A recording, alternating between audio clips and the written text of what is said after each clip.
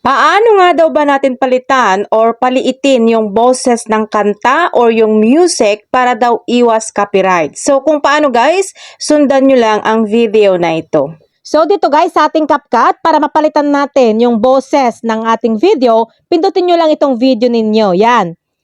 And then, slide nyo siya dito pa left. Hanapin natin yung audio effect. So ito, yan guys. Pindutin nyo yan, audio effect.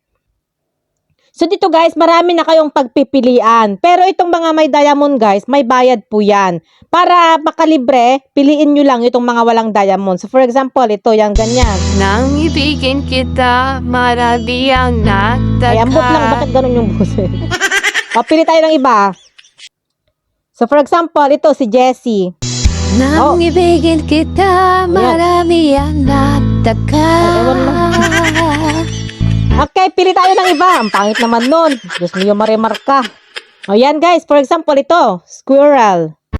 Nang ibigin kita, marami ang nagtaka. Ayan, gumanda kunti. May Yan. nagsabi na bulaklak ang aking mata.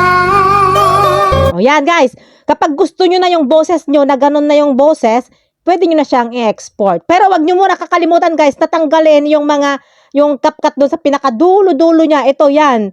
Ito, pindutin nyo lang yan and then delete. And then, pwede nyo na siyang i-export.